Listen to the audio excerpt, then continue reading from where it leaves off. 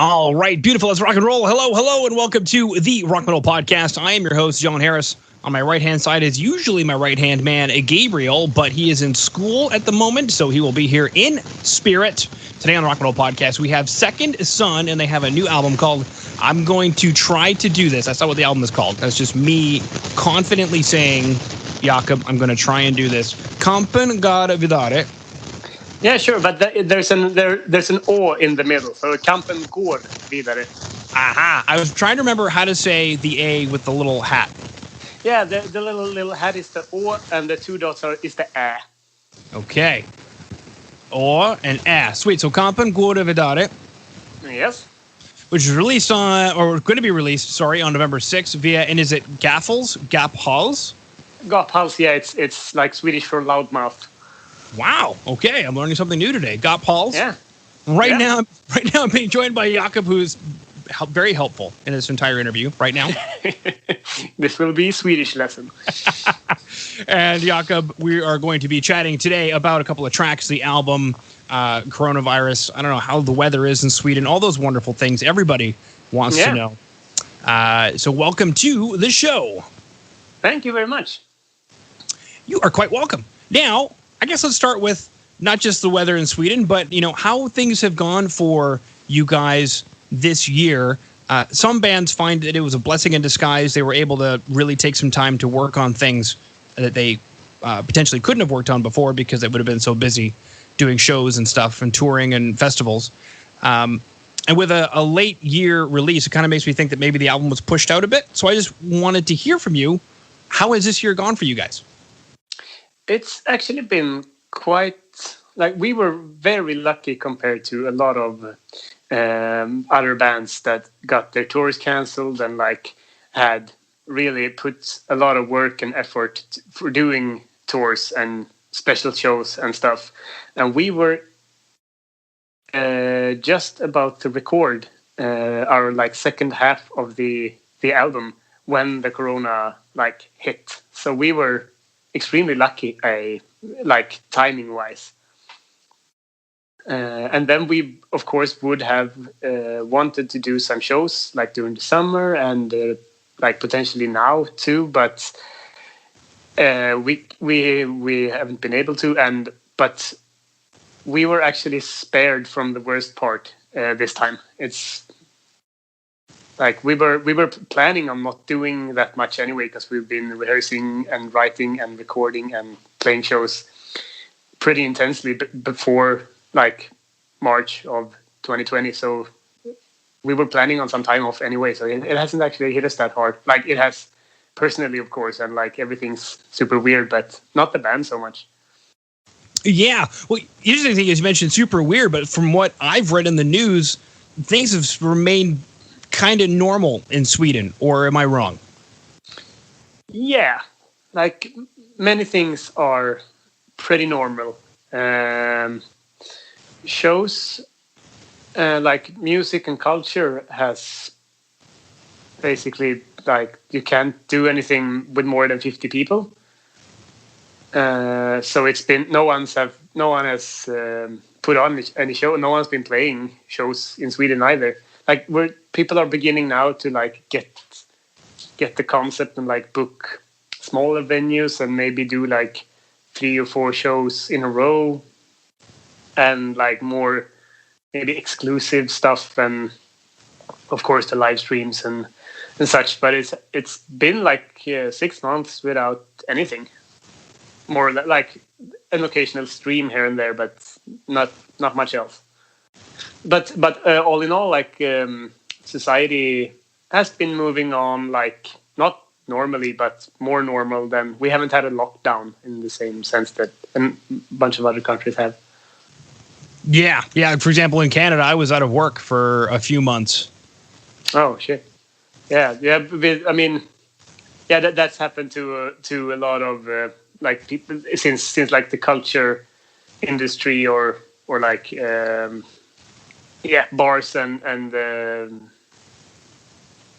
people in bands playing people in bands work in bars and they tend to and they have been out of work because the bars has been forced to close because of the 50 people restriction, etc., etc. So it's been hitting a lot of people, but I assume it's more normal than everywhere else, but still very, very strange. Yeah, strange indeed. Now, something you mentioned was you guys potentially had a little bit more time to work on the record. So I guess maybe take us through that. What did you guys end up doing with the extra time to work on the record? Since we recorded everything, actually, we were planning on releasing it a little bit earlier, or I would have wanted to, but then we postponed it because of the, like, let's push it to November and see if we can play a show by then. We were initially planning, or like hoping to release it earlier during the fall, but I guess that would have been even harder, because then we would definitely not have a gig. Like we couldn't have done anything, and now we can hopefully do maybe something. Yeah, you bring up a good point. Yeah. Sorry, carry on. Yeah, but we were actually like we had actually planned to. So we didn't like we were done with the albums. We didn't actually need the extra time. It just sort of happened. So we just took some time off, actually. Okay, and I mean, I guess that's really the thing. So you took some time off, but it's kind of like the weirdest year in the history of any of us to take time off. Did it even feel like time off? Nah, not really. But it was also like people were, I don't know, many people I believe was a little bit calmer, like during this sort of, I'm gonna call it like a lockdown period, but it isn't, and I understand that, but I don't have another name for it. But this Corona summer, like a lot of people, I feel, was much more spontaneous and not as much like planning every minute of their time. More like a let's see what happens state of mind. And I think a lot of people were very happy about that, because like otherwise free time and like social stress can be very like hard on some people. Like the vacation is like a really stressful time of the year, but now it's like, well, I can't go anywhere, so I guess I'm just gonna take it easy. Yeah, very true. I know for me it didn't feel like, because I was out of work for like 2-3 months, I think. It didn't feel like a vacation because I had no idea what was going on. Am I going back am I going back to work next week? No. Okay, well then I guess we'll keep doing what we're doing. Yeah, I had a similar situation. I was out of work for a few weeks, but yeah, you're right. It doesn't really feel like a vacation when you're unemployed, I guess. Yeah. Now, speaking of stressful situations, the young man who's sitting on the IKEA couch on the artwork there, he looks like he's not having a vacation. He looks like he's probably Kampen vidare. Probably. Whatever that means. Is it a struggle? Is the word Kampen mean struggle? Yeah, this like the struggle continues, I guess. It means, it can translate it to. But it's like the punchline of the song is basically the struggle continues, but I'm gonna stay here. Like you guys move on without me, and like then the struggle would mean like a political struggle or like something like that. So like the movement continues, but I'm gonna stay here, and like that's the artwork is basically a person that's like realized that I can't give any more to the cause or to whatever. I'm just gonna like it's someone that has more or less given up, I guess. Okay. It's a pretty dark, I guess, artwork, but I really like it. It's so it's pretty. It's a little. I mean, it's hopeless in a way, but it's also like very, very. very mundane, like it's everyday situation, I guess. So it's dramatic and very, very common at the same time. I mean, the interesting thing that I want to bring up then is, did you guys write this about some of the movements and revolutions that are going on now, or does it seem, I don't know, strange how much the record kind of coincidentally fell in line with 2020? Yeah, no, we didn't work on the, since we have written all of it like before March 2020. Couldn't know anything, but the songs, or like the storyline, because it is a concept album in a way, or it is a concept album, and it's like about a person's political movement through life, more or less, like from a hopeful revolutionary, or like a young person who thinks that they can change everything if you just have the right mindset, and via the title track, which is placed in the middle of the album, where the person sort of gives up, I guess, and then the B-side where the person becomes more and more of a like hardened cynic, I guess. So it's I wanted to write something about like along these lines. I've wanted to do like a concept album for a long time, and the inspiration about the like revolutionary or the movement thing is more like a common thing. It feels like every generation goes through it. Where you're like, I'm never gonna be like my parents, and then apparently you end up exactly like your parents. Apparently, most people at least.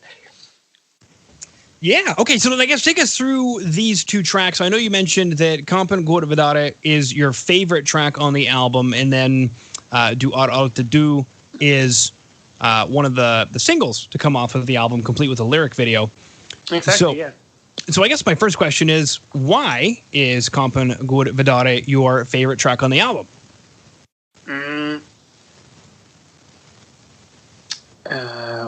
We wanted to do something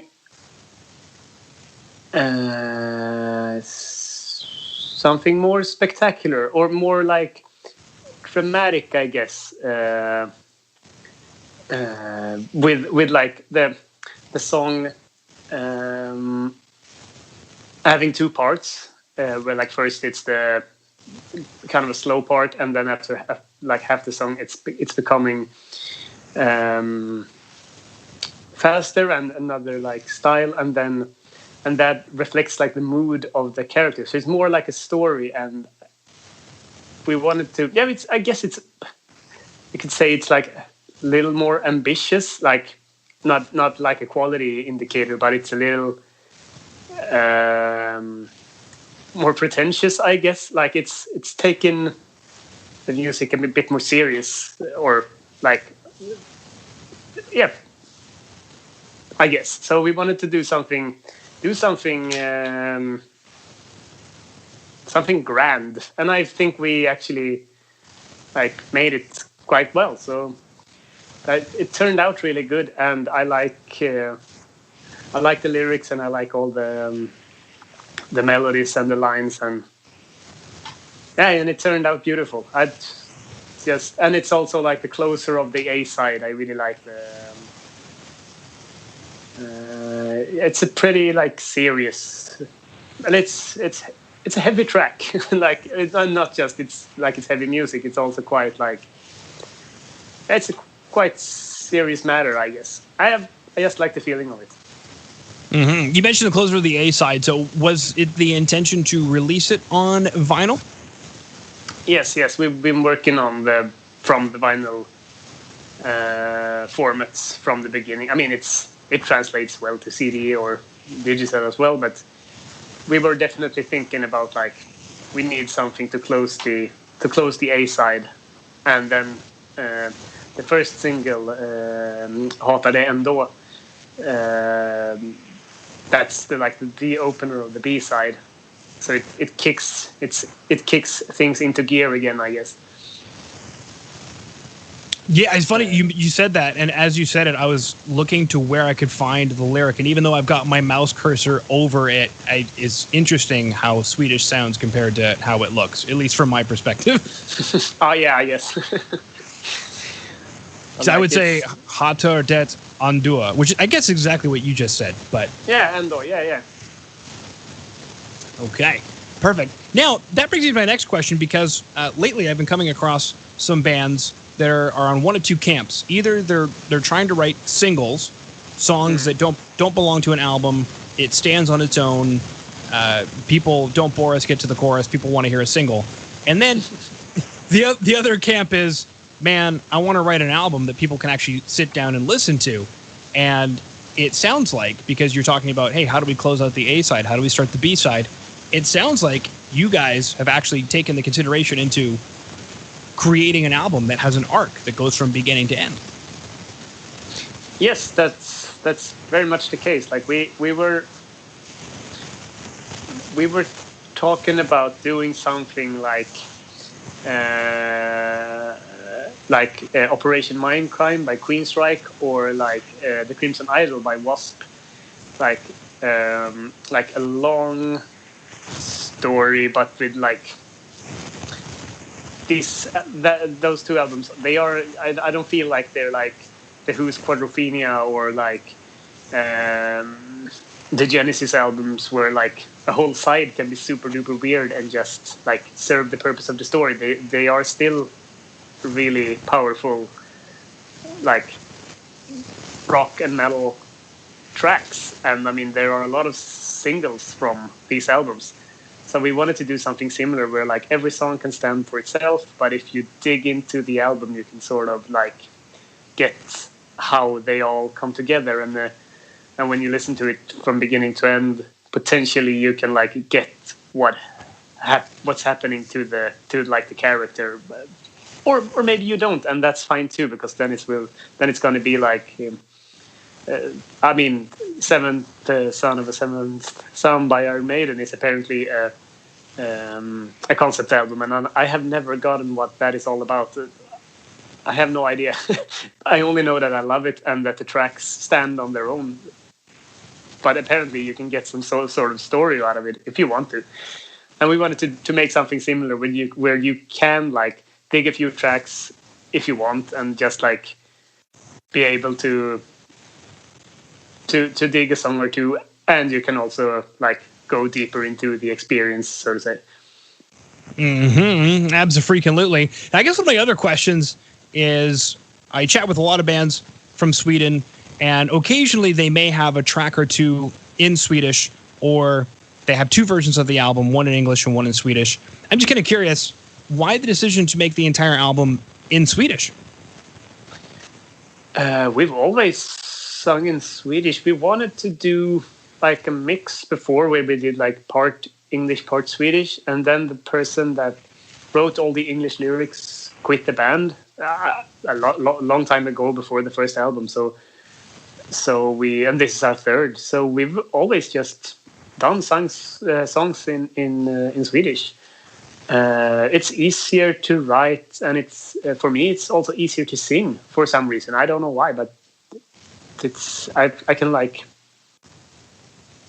I feel like I can hit the notes better, but maybe that's just because I'm not a very experienced singer, so it's easier to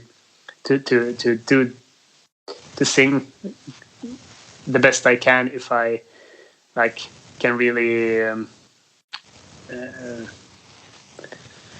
like feel the lyrics at the same time, I guess. But it's not a very conscious decision, but it's, or I mean, of course, it's a conscious decision, but it's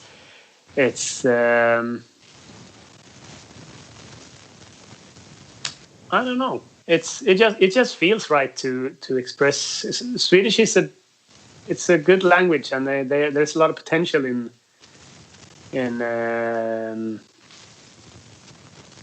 expressing yourself, I guess. And it's a shame that not everyone can understand, but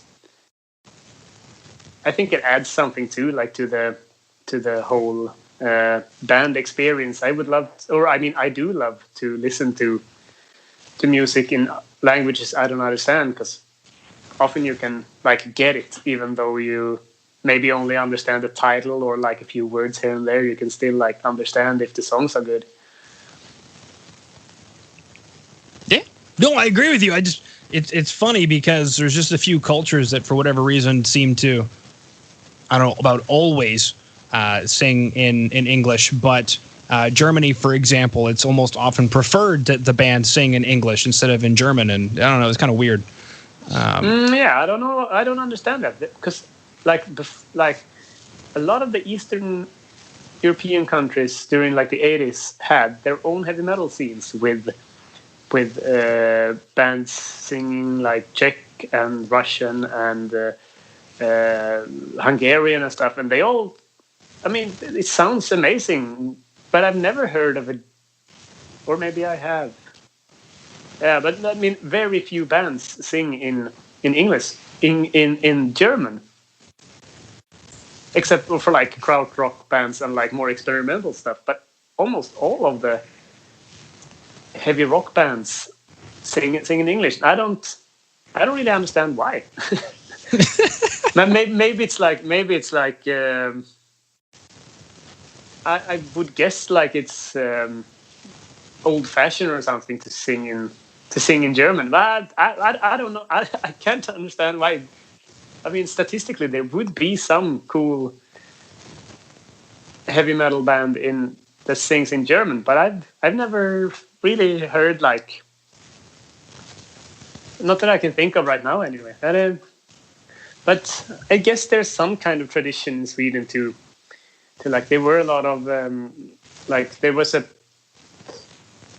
like two progressive rock movements in Sweden, and one of them focused on like the same thing that the other progressive rock worldwide movement focused on, like excessive musicianry and like long songs and like complex arty music, sort of. And then there was another movement at the same time, like the prog, but that was progressive politically, so where it sounds way more like amateurish. Like the playing isn't the focus; it's very much like just get your idea and your political statements across, instead of like learn how to tune your guitar. And some of it's unbearable to listen to, and some of it's pretty good. But I guess like somewhere around there, you could like get like the idea of singing in a rock band in Swedish doesn't seem so far-fetched, because everyone's heard of these, or like heard these bands that actually rock and actually sing in Swedish. Well, yeah, like Second Son. Oh, yeah. And I mean, one of the other things, because this is my first time coming across Second Son, but Second Sons just seems so positive, and then there's all this gloom. Like there's the kid, on the couch, and he's got his hands down, and the lyric video, you guys are going through the countryside on a non-sunny day. Yeah, I guess it's yeah. I've gotten that before, actually. Like it's someone wrote, like a Swedish reviewer wrote like, oh yeah, this is very like really good vibes music. Too bad they have like such depressive lyrics that to go with it. So like totally ruins the thing for me. And I was like, well, yeah, maybe, but it's for me it's not that, like, I mean, it's maybe it's I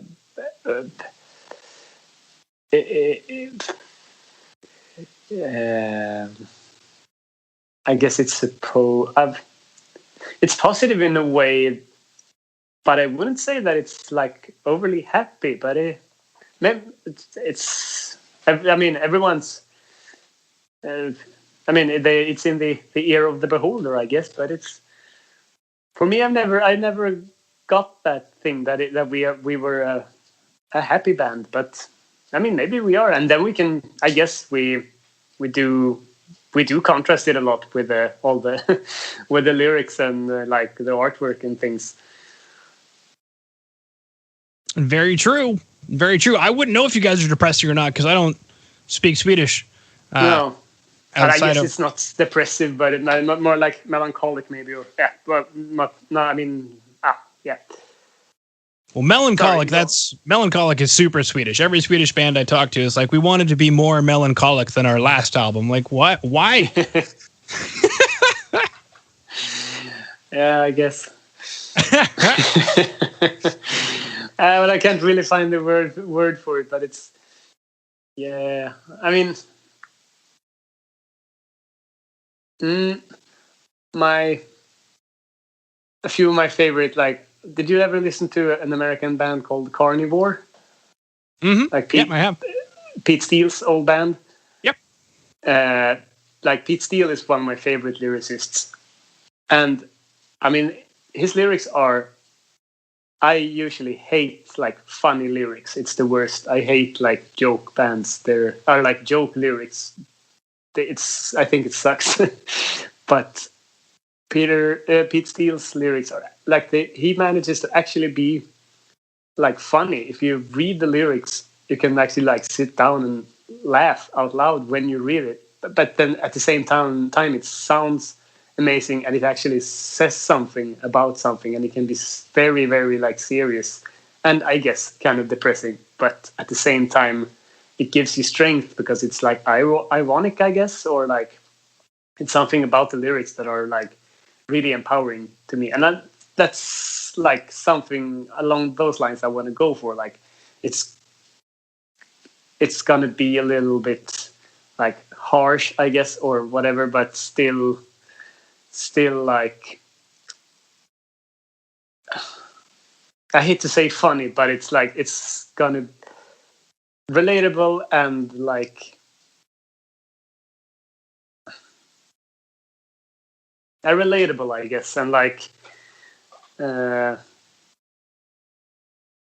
good read, even if you don't hear the music. I guess it's what I'm going for. But well, what was I saying about Pete Steele? Yeah, that like it's you can actually like make thought like lyrics that say something and are fit the music and are like don't have to be super serious, but it is super serious, but not in a special way. I don't know. It's very hard. It's all just like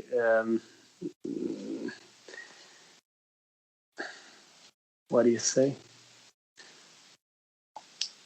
I don't know. I'm just letting you roll. I mean, the funny thing is, Sentence, the band Sentence from Finland, came up in the last interview I was just conducting, and what you were saying about Carnivore reminded me of Sentence because it's incredibly depressing lyrics about killing yourself, but then they sing it in like a major key, so it's comical because it sounds funny. Like, you know, he's saying I want to kill myself, but he's singing it in a major key. Oh, well, oh yeah, but that's what I'm going for, I guess, with a Fingerspitzengefühl. What do you say? Like tip of the finger? No, wait. Whatever. When you like, you have to like feel it in from time to time, and it's all about like feeling, because you can't. If one band or one lyricist makes something that's like a joke, it can be like. It can go right or it can go wrong, and you can't like pinpoint the situation where it goes right or wrong. I just know that some bands like do it right and some bands do it horribly, and I try to do it right, I guess. Yeah. Cool. All right. Well, I believe we've covered everything that I wanted to cover today, Jakob. We've got the 2 tracks that we chatted about, the album, what you guys have been up to. For coronavirus and all that. And that pretty much concludes all my questions. Is there anything maybe that you wanted to chat about that I missed? No, not really. It's been great talking to you. Yeah, absolutely. All right. Well, thank you so much for coming on to the Rock Metal Podcast. Oh, thank you for having me.